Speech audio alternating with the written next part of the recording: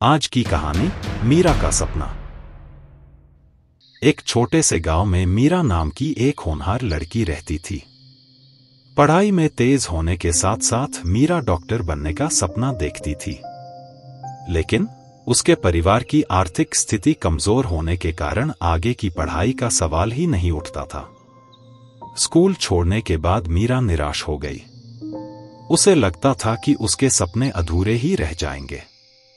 एक दिन खेत पर काम करते समय मीरा ने एक चिड़िया को देखा।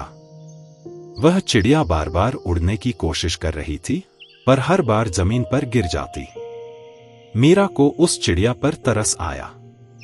पास जाकर देखा तो पता चला कि चिड़िया के एक पंख में चोट लगी है। मीरा ने ध्यान से उसका इलाज किया और दाने खाने को दिए। कुछ दिनों बाद चिड़िया पूरी तरह से ठीक हो गई और ऊंचे आसमान में उड़ने लगी। चिड़िया को आसमान में स्वतंत्रता से उड़ते देख मीरा को एक नई सीख मिली। जिस तरह से घायल चिड़िया ने हार नहीं मानी और उड़ने की कोशिश करती रही, उसी तरह से मीरा ने भी अपने सपने को पूरा करने का फैसला किया। शाम को गांव के पढ़े लिखे बुजुर्गों से पढ़ाई करने की ठानी। वे लोग खुशी खुशी उसे पढ़ाने लगे। मीरा ने कड़ी मेहनत की और कुछ ही सालों में वह शिक्षिका बन गई।